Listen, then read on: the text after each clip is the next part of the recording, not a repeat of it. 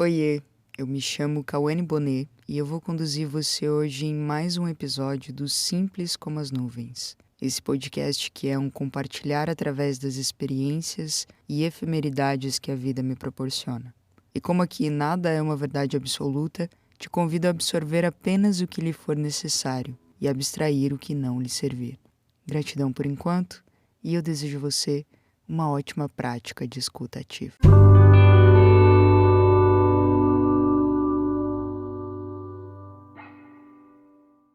Segundo episódio do inverno, momento de renovação, e eu acho que não tem como falar de renovação sem citar comprometimento ou disciplina. Então, hoje é sobre isso. E para ajudar nesse assunto, eu trouxe, obviamente, como de costume, trechos de livros, mas um em específico eu bati um pouco mais na tecla, que foi um livro que... Ele foi uma indicação de uma pessoa que nem me conhecia, assim, em um momento que eu tava com umas amigas na praia. Eu só fui ler ele depois de 2 anos, e foi o momento perfeito que eu li, que ele me conduziu a muitas mudanças internas, a muitos questionamentos. Enfim, vou trazer logo o primeiro trecho aqui para esquentar o assunto e pra gente começar. E o primeiro trecho é o seguinte: abre aspas. Você precisa mergulhar na escuridão para trazer para fora a sua luz. Quando reprimimos qualquer sentimento ou impulso, estamos também reprimindo o seu polo oposto. Ao negar nossa fealdade, perdemos nossa beleza. Se negamos nosso medo, minimizamos nossa coragem. Se nos recusamos a ver nossa ganância, reduzimos nossa generosidade.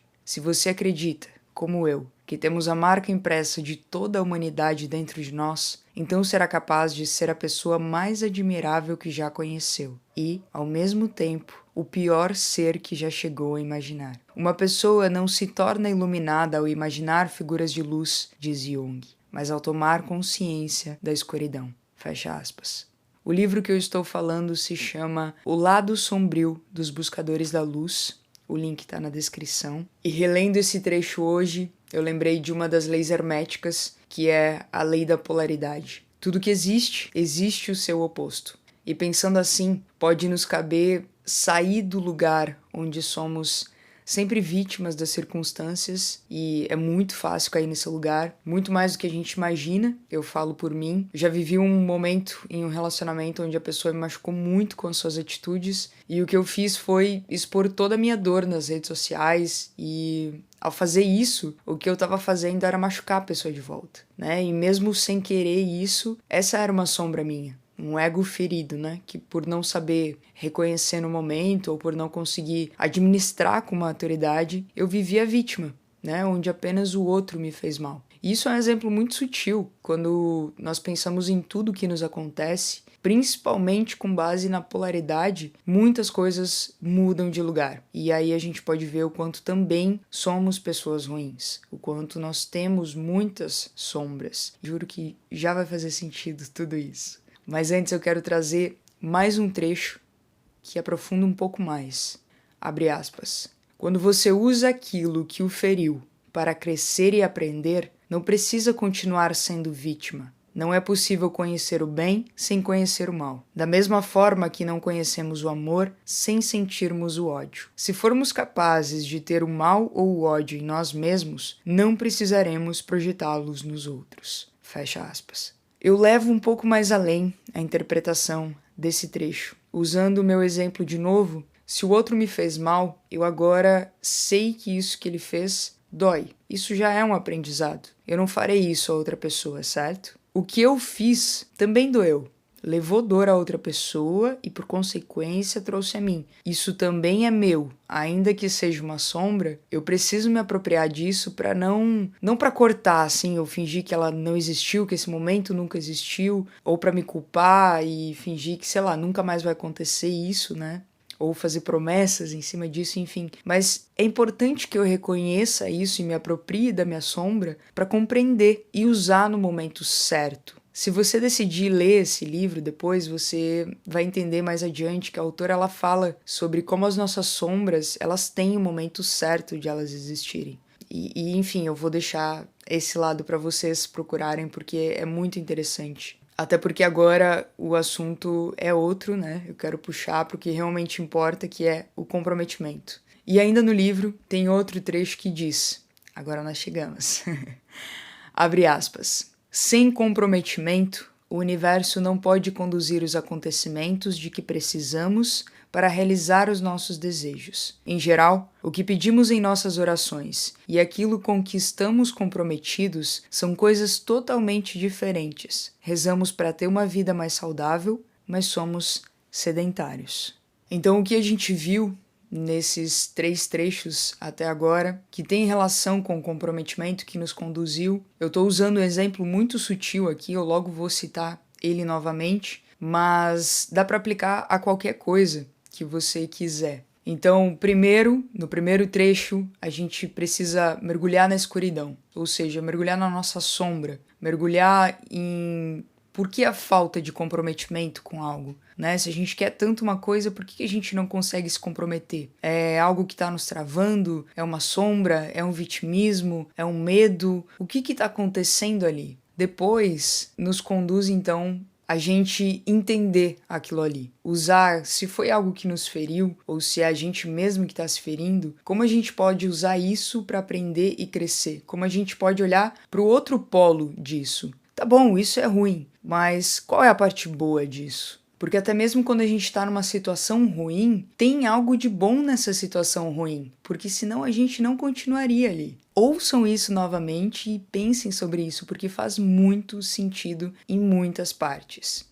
E aí vem a terceira parte, que é sem comprometimento, nosso comprometimento real do eu quero isso, né? Eu quero dar passos para isso. O universo, Deus, uma força maior, no que quer que você acredite, não vai conduzir a isso, porque você não está comprometido o suficiente. As coisas, elas têm um custo. E eu não falo aqui só de dinheiro, eu falo um custo de tempo, né? Tempo é o nosso maior custo hoje em dia. Então, o quanto você está comprometido a isso que você quer? E aí agora eu volto, partindo do que nos feriu ali, né? Partindo de uma situação de vítima, vamos usar isso e usar novamente o meu exemplo. O que a gente faz então? Se ao agir, expondo, eu tô machucando o outro e também eu fui machucada, eu reconheci que foi uma situação ruim a qual eu não quero mais passar, porque eu me senti mal e o que eu quero não é aquilo, né? Não é me sentir mal daquela forma. Então, o que eu quero a partir de agora? A partir dessa situação que tá me fazendo mal, que seja qualquer situação que tenha acontecido, né? Eu quero, usando meu exemplo, eu quero alguém que me trate melhor, eu quero alguém que eu possa confiar e ser quem eu sou até mesmo através das minhas sombras, né? Alguém que eu possa dialogar sobre tudo, alguém comprometido também, porque afinal eu estou me comprometendo. O que eu quero? E a partir das respostas dessas questões é que entra o compromisso. Se eu respondo sim a essas perguntas, por exemplo, eu preciso me comprometer em também ser uma pessoa melhor, porque de nada vale exigir do outro e eu não fazer minha parte, né? Então, como diz o trecho do livro, não adianta pedir ao universo, acreditar em lei da atração e não fazer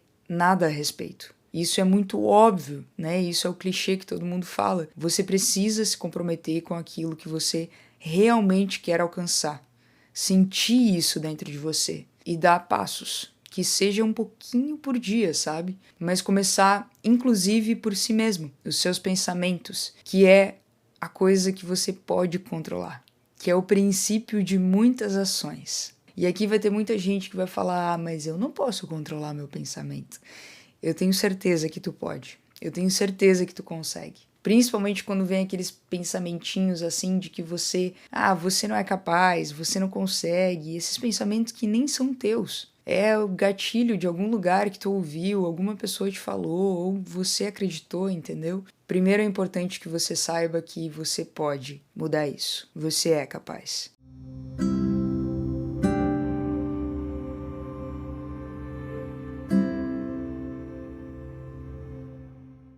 Em cada dimensão da nossa vida, nós podemos ter um tipo de comprometimento e de metas.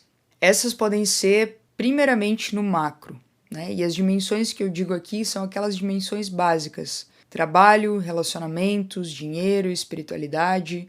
E para quem não faz a mínima noção disso, eu posso voltar em algum outro episódio e falar sobre, mas é muito importante a gente pensar, separar a vida nessas dimensões, quando nós queremos ter mais consciência do que está nos acontecendo. E isso também nos permite depois, organizado o macro, né, essas dimensões bases, a gente entrar em cada dimensão dessa e pensar no micro, nas tarefas diárias, né, que quando a gente faz elas pouco a pouco, essas tarefas nos levarão à realização do objetivo macro dentro de cada dimensão.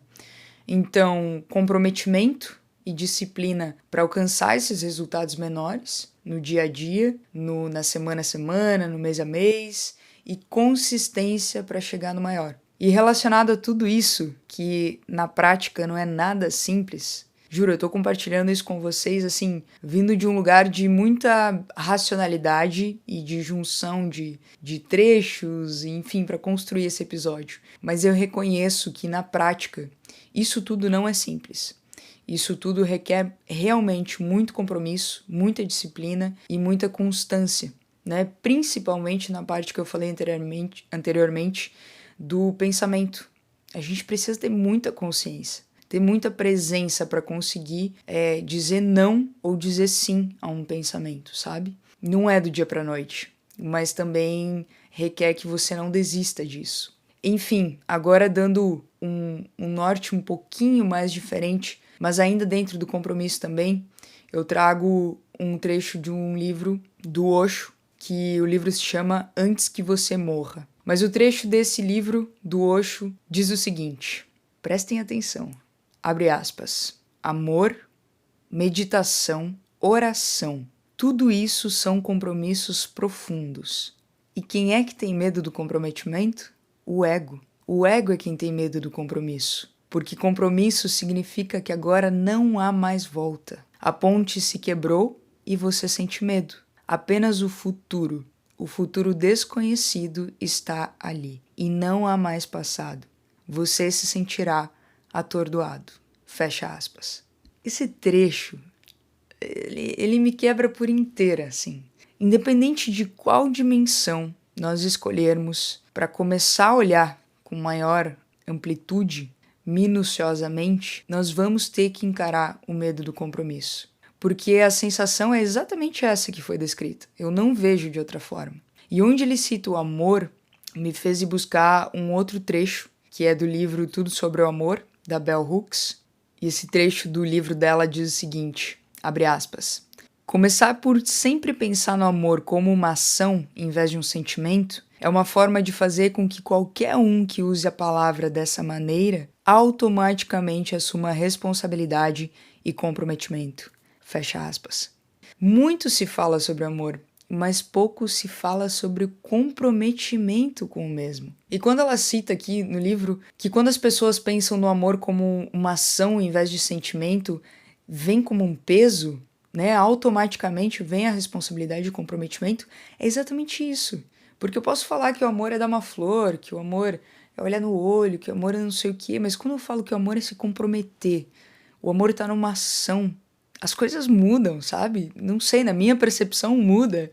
E esse trecho desperta uma das coisas que a gente mais vê por aí. Pessoas que querem viver o amor, mas não querem assumir o compromisso do mesmo. Atravessar tudo que envolve a ação do amor, né? Esse é o exemplo mais simples, eu acho que há, assim. E muito se fala também sobre mudanças internas, mas pouco sobre o quanto você realmente quer essa mudança ao ponto de esquecer todo o passado e assumir um compromisso com o agora e com o que você quer.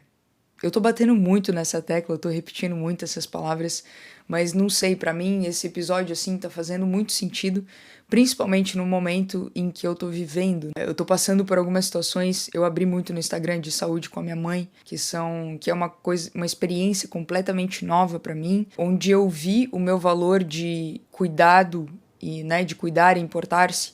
Eu vi esse valor escancaradíssimo na minha cara, assim, eu reconheci ele, do quanto isso é realmente importante para mim, e ao mesmo tempo, na dimensão do profissional, eu assumi um compromisso, eu assumi um risco que eu tô assumindo, que é de relançar os cadernos, né? Para quem não sabe, enfim, eu não vou entrar muito nesse assunto, mas eu lancei uns cadernos em 2020 que são ferramentas de autoconhecimento, que inclusive levam 7 dimensões da vida, né, para você trabalhar em cima. Eu assumi esse compromisso agora de relançar eles, e foi justo em um momento onde eu precisava cuidar da minha mãe, relançar esses cadernos, e ainda tem a minha marca pessoal, que é o Instagram. Então, tudo isso, para mim, pro meu mental, assim, tá exigindo muito de mim e requer um compromisso absurdo. Eu sinto que é realmente assim, se eu estivesse tendo uma conversa com o universo, eu posso estar viajando muito agora, mas seria ele me dizendo: "E aí, qual o custo disso tudo pra você? Sabe o quanto você realmente quer essas coisas?" Vai aí, deixa eu ver até onde você vai. Então, trazer esse episódio aqui pra vocês, assim como muitos outros aqui no podcast já foram desabafo, também está sendo um questionamento no meu coração, assim, sabe? Uma prova no meu coração de renovação mesmo. Vale a pena pagar esse preço? Vale a pena pagar esse custo? Se comprometer consigo mesmo, com o que você quer? Isso vai te levar para onde? Sinceramente, assim, é como eu falei, se eu tivesse tendo essa conversa com o universo e ele fizesse essa pergunta, eu não sei para onde vai levar. Mas só de ver o quanto eu tô sendo capaz de conduzir a minha vida dessa forma, assim, no meio a tanto turbilhão e seguir, e é muito bizarro, porque quando eu penso em meio a tanto turbilhão, automaticamente já me vem o pensamento, tá, mas existem tantas outras pessoas que estão vivendo algo pior, né? E eu acho que às vezes esse é um pensamento que a gente tem de autossabotagem. Não, a minha questão também é uma questão, e ela é uma questão minha, ela é uma questão pessoal. Então eu não vou deixar de pensar nela. É algo que é novo pra mim, é algo que é um desafio, vão surgir muito mais desafios na minha vida, eu tenho certeza, mas é esse que eu tô enfrentando agora, sabe? E não sei se vai me levar pra onde eu quero, mas com certeza eu tô aprendendo muito dia após dia com tudo isso que eu tô vivendo. E isso pra mim já conta demais. E por fim, quem se compromete vai mais longe? Eu não sei. Eu te desafio a se comprometer realmente com alguma coisa em sua vida, que seja uma pequena coisa, tipo, sei lá, ler um livro 10 minutos por dia, sentar e respirar durante 5 minutos. Te desafio a assumir algo que você, sei lá, achou que não conseguiria, assim, uma pequena coisa, sabe? Começar com algo pequeno, mas que tu sabe que vai ser benéfico pra você, e faz por 30 dias, sem falhar. E depois você é quem responde essa questão. Quem se compromete vai mais longe? Vai mais rápido? Não vai? O que acontece com quem realmente se compromete consigo mesmo e com o que quer? Espero que tenha feito sentido aí do outro lado, e eu espero que esse começo de inverno esteja sendo de muita renovação por aí também. Um abraço apertado, um obrigada gigantesco pela tua escuta ativa e até o próximo.